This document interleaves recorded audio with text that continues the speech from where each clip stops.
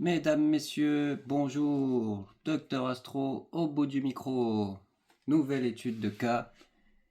Johnny Hallyday. Voyons voir ce que nous raconte le thème de Monsieur Hallyday. À quel genre d'individu nous avions affaire. Monsieur Hallyday était Gémeaux, ascendant Vierge. Donc par l'ascendant, c'était son comportement spontané, naturel et inconscient.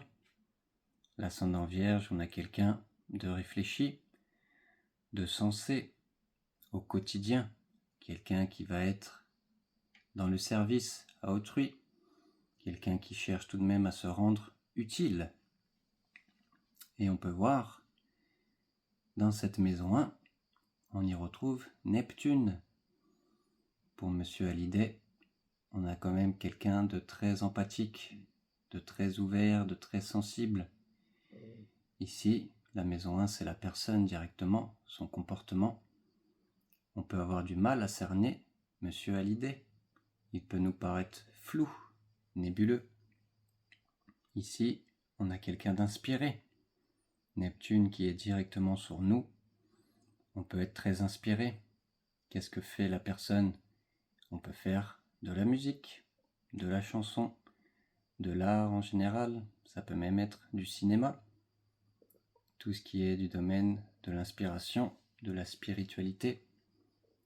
On a quelqu'un qui est quand même une bonne éponge. Ici, il y a beaucoup d'eau avec Neptune. Et donc, voyons voir à quel type d'homme nous avions affaire avec Monsieur Hallyday. Si nous regardons Mars, l'homme, la virilité, le désir, le combat, pour Monsieur Hallyday, il était un Mars en bélier, un homme très impulsif. Ici, Mars, il est chez lui, il est en domicile, c'est du feu. Un homme qui va vite, qui agit vite, un homme plutôt individualiste. Mars en bélier, il aime faire les choses tout seul. Ici, on peut avoir quelqu'un qui réfléchit après coup, qui s'emballe assez vite, qui est très impulsif. Il y a énormément d'énergie chez Monsieur Hallyday. Il y avait énormément d'énergie. Mars en bélier, le fond, le puits d'énergie ici, on est increvable. On peut en donner beaucoup, beaucoup, beaucoup, beaucoup. Mais on voit que ce Mars est en maison 8, maison du Scorpion. Monsieur Hallyday était quand même très Scorpion dans ses aspects masculins. La sexualité, la fusion, le besoin d'aller vraiment au fond des choses, d'agir jusqu'au bout. Ici, on est belliqueux jusqu'à la mort. On tient tête en bataille et on va vraiment, vraiment loin. Maison 8, on est dans une position un peu agressive, défensive. Ici, on a tendance à être un peu dans le conflit au niveau relationnel. Parce que la maison 8, il y a beaucoup de passion. Maison du Scorpion, on va chercher la vérité. On descend au fond de la cave, on va au fond des choses. Donc, Monsieur Hallyday était quand même un peu rentre-dedans. Malgré cette part très fusionnelle, sexuelle, il devait apprendre à mettre de l'eau dans son vin, dans ses actions. Et on peut voir notamment, on retrouve un quinconce à l'ascendant et à la lune. Pour Monsieur Hallyday, ici il y avait une peur du bonheur, une peur de la dévoration, de la fusion, puisqu'on retrouve chez lui une lune en Scorpion. Chez un homme, la lune en Scorpion, le besoin de fusion et de sexe est très très fort. Ici, la lune est en chute. C'est son démon intérieur. La femme représentait la bête noire pour lui. Ses propres émotions, sa propre mère, puisque la planète de chute, c'est la bête noire en nous-mêmes qu'on a du mal à assumer, qu'on ne veut pas vivre, qu'on va fantasmer. Et donc, la lune en Scorpion chez un homme, ça gratte fort à l'entrejambe. Ça gratte très très fort. Le désir ici est puissant, de plus qu'un Mars en Bélier. Le désir est aussi très très fort. Et en maison 8 qui ramène encore une fois au Scorpion, on avait quand même un homme très en prise avec sa libido, je dirais. Et donc cette lune, le besoin de fusion, le besoin de sexualité, le besoin de se transformer, de mourir et de renaître. On a besoin d'aller au fond des choses, au-delà du voile de la matière, d'aller voir ce qui se cache en coulisses dans nos rapports humains. On a besoin de vérité, de mettre en lumière ce qui est caché, les non-dits, les secrets. Et donc cette lune le renvoie à sa mère. Ici on pouvait avoir une mère un peu torturée, un peu sombre, qui avait du mal avec ses émotions. Ici on peut avoir des humeurs très moroses chez Monsieur Hallyday. La lune en Scorpion, on parle des émotions. En Scorpion, on peut être souvent dans la torture, dans les limbes, morosité, la mort. Le Scorpion, c'est vraiment apprendre à se transcender. Donc on a quand même un grand pouvoir de transformation en matière d'émotions, mais on peut se sentir aussi très torturé. Il a pu avoir peur de sa mère, ou une mère un peu destructrice, ou dans l'autodestruction. Et donc en tant qu'homme, je vais aussi regarder Saturne et le Soleil. Ici, Soleil, ça va être son idéal. Un homme curieux, un homme joueur, communicant, peut-être un côté un peu adolescent, un peu superficiel. C'est quelque chose que l'on peut retrouver avec le Gémeaux. Et de plus que cette lune qui représente l'enfant, on voit ici encore une fois un quinconce à Saturne, un enfant qui peut avoir peur de grandir, qui peut avoir peur de se structurer. De plus que le quinconce, c'est une peur qui n'a pas vraiment de substance. On se crée des problèmes alors qu'il n'y en a pas vraiment.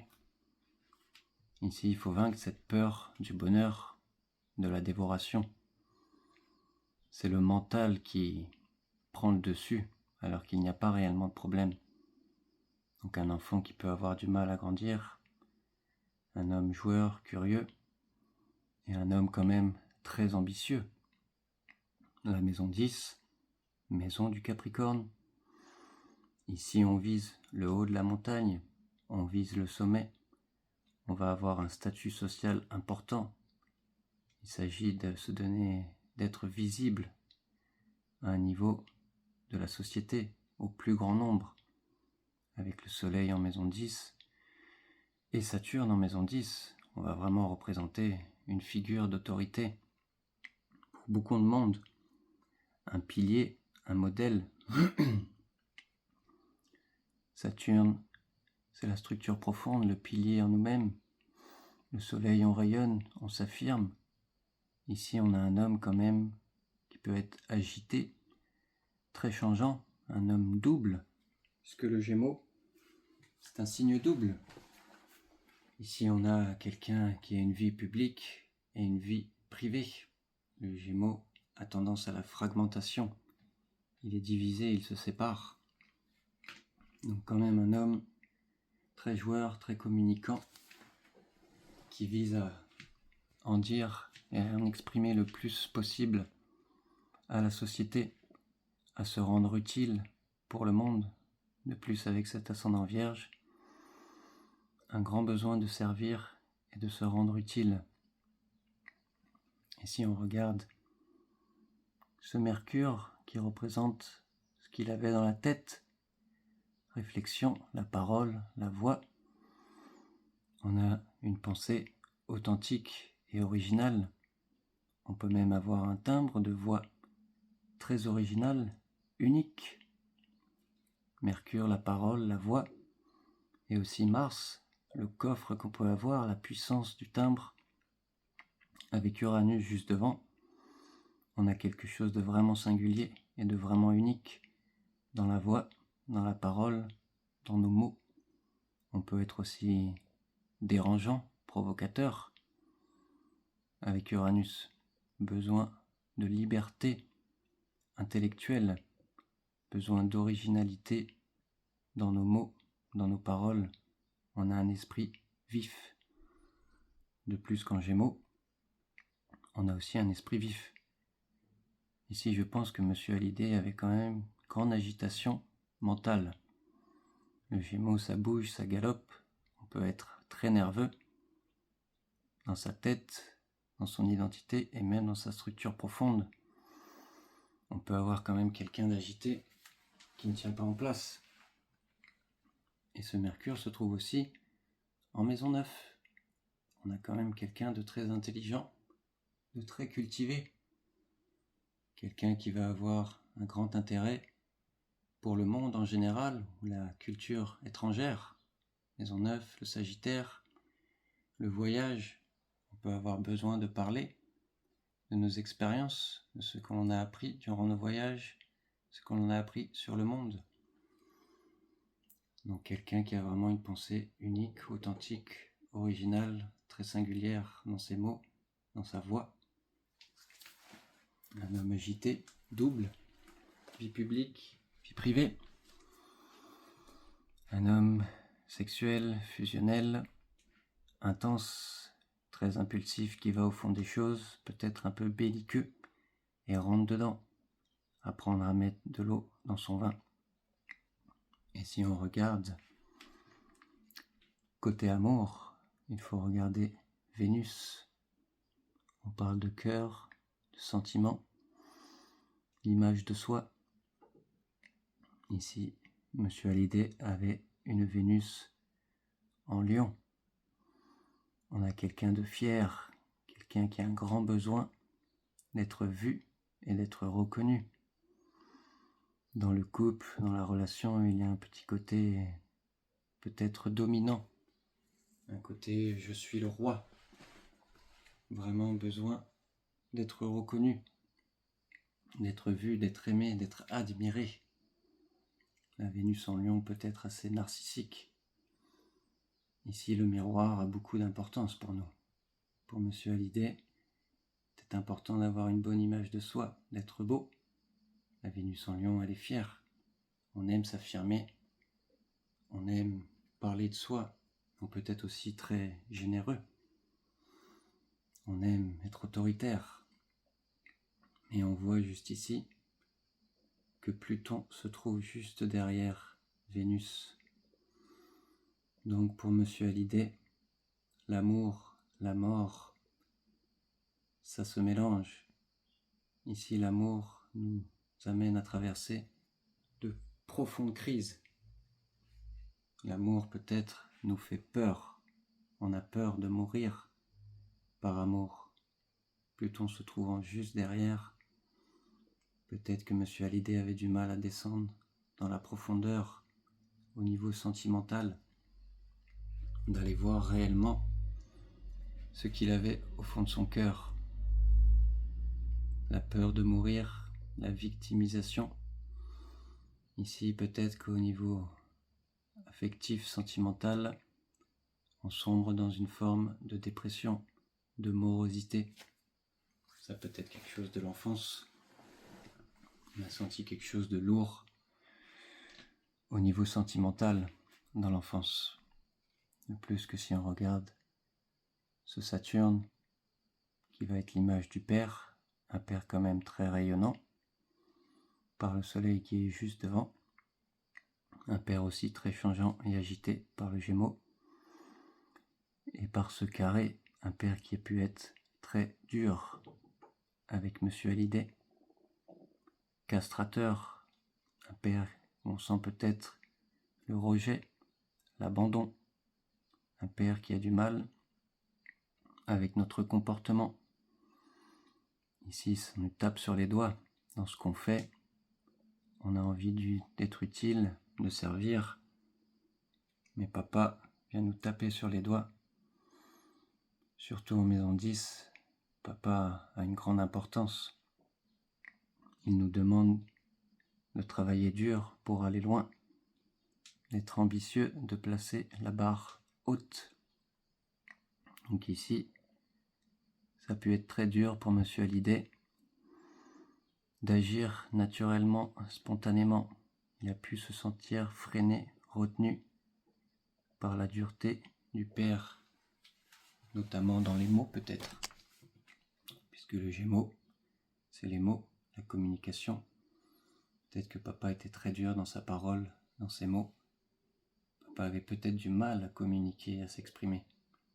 Comme pour Monsieur Hallyday, Saturne en Gémeaux, en début de vie, on est sur la retenue. Saturne va avoir tendance à refuser le signe du Gémeaux, donc avoir des difficultés à s'exprimer, à communiquer, à parler de nos expériences. C'est avec le temps, le travail sur soi, qu'on va arriver à se dévoiler, à s'exprimer. Et même ici, vu que Saturne se trouve juste derrière le Soleil, qui représente l'ego, la personnalité, peut-être que Monsieur Hallyday avait du mal à se structurer, à se responsabiliser, à gagner en maturité dans ce qu'il affirmait, dans ce qu'il rayonnait. Et si je regarde côté Jupiter, qui est le chemin, la voie à suivre, Jupiter, c'est la quête de sens. Il nous montre vers où aller, la façon dont on va s'intégrer en société, ce qu'on va chercher à transmettre. Ici, on a un Jupiter en Cancer. Ici, Jupiter est en exaltation, parce qu'il est en chute à l'opposé, en Cancer. Donc ici, Jupiter prend une grande importance dans la vie de Monsieur Hallyday. Et en Cancer, on va avoir besoin de protéger, de sécurité, de sécuriser plutôt. Ça peut être le protecteur, quelqu'un qui va avoir énormément de choses à transmettre à sa famille, ou la famille lui a transmis peut-être énormément de choses. Mais on peut voir qu'on y retrouve juste ici la lune noire conjointe à ce Jupiter. Donc malgré tout, on a du mal à être connecté à son foyer et à sa famille, puisque la lune noire, c'est le refus de toute dépendance, de toute soumission. Et comme c'est en Cancer le foyer, du mal à être soumis, dépendant à une quelconque forme d'affection ou d'attachement à son foyer et à sa famille. On tient à rester totalement libre. Ici, le dogme peut-être du carcan familial, ça ne prend pas pour Monsieur Hallyday. Il y a un profond refus, une profonde rébellion d'être attaché à un quelconque carcan familial. Il y avait peut-être des secrets, des tabous, des non-dits dans la famille. Encore une fois, ça peut le renvoyer à quelque chose de sombre avec maman. Ici, le besoin d'affection, de sécurité a quand même eu du mal à être pris en compte par cette lune en Scorpion. Maman avait quand même quelque chose de sombre. La lune en Cancer et la lune en Scorpion, enfin la lune noire en Cancer, il y a quand même quelque chose de tendancieux au niveau de la famille et de la mère. Ici, le bébé, on lui a servi un bol de mort, quelque chose de dur à avaler. Pour Monsieur Hallyday, se connecter à son corps et à ses émotions, ça lui faisait peur, quelque chose qui pouvait l'angoisser profondément. Bien qu'il avait un potentiel de protection, d'être sécurisant et d'être très affectueux. Avec ce Jupiter, on a une grande richesse intérieure. On peut être profondément doux et affectif. Énormément de choses à transmettre à la famille et au collectif, puisqu'ici, on voit qu'il y a quand même une belle maison 11 pour Monsieur Hallyday. La maison 11, c'est le Verseau, le public, le collectif. Je vais vous lire ce que signifie réellement la maison 11 du point de vue de la famille, du collectif, et du point de vue de l'individu. Du point de vue de la famille, il s'agit excusez-moi, je me retrouve dans mes notes. C'est un secteur de conflit. Ici, la maison 11, du point de vue de la famille et le collectif sont mis en échec par l'individu. C'est un secteur favorable pour l'individu.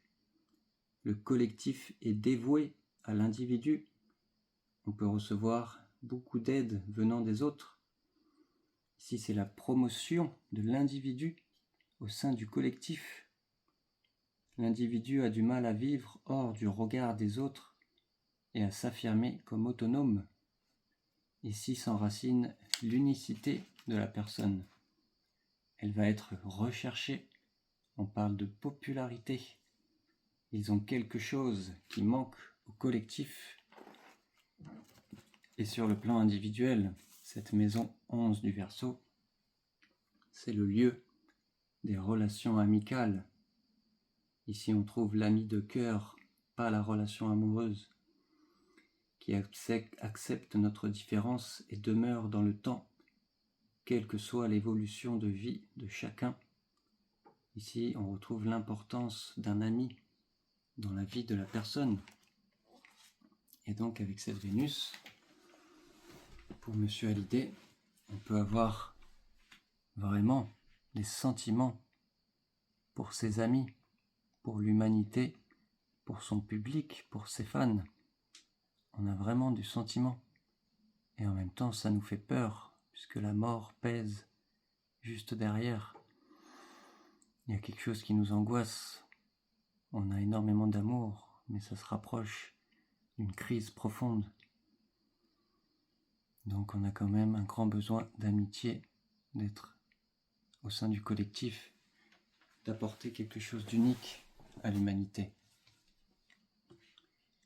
Et si je regarde les nœuds lunaires qui sont importants, la colonne vertébrale, le fond du thème, ici, le thème de Monsieur Hallyday lui demandait d'apprendre à s'affirmer en tant qu'individu à part entière, mais dans un esprit collectif. Ici, on lui demandait de se tourner vers la collectivité tout en gardant son individualité, sa personnalité. Il avait vraiment à s'exprimer au sein du collectif et amener quelque chose de très personnel et de très singulier. Et c'est quelque chose qu'il a fait quand même, je pense, vu à quel point il a été reconnu, populaire, et il a atteint le haut de la montagne à travers son art. Vénus en Gémeaux, on aime créer, on aime se montrer. On a une parole très originale et singulière, un timbre de voix très spécifique avec ce Mercure.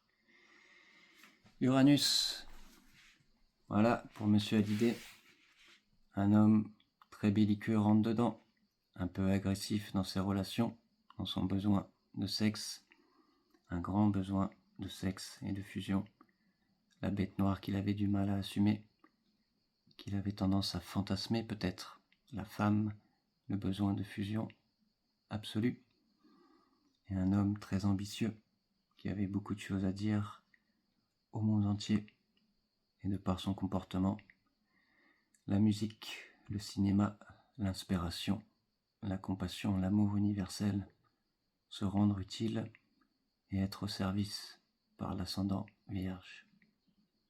Voilà pour Monsieur Hallyday. Comme d'habitude, il y aurait énormément de choses à dire dans un thème. C'est très riche, il se passe beaucoup de choses. Dites-moi en commentaire si vous avez une question ou quoi que ce soit, exprimez-vous. N'oubliez pas les petits pouces et les abonnements pour aider cette petite chaîne à gagner en visibilité. Et me soutenir, ça fait toujours plaisir. Merci à vous d'avoir écouté. Je vous dis à bientôt sur une prochaine vidéo. Ciao.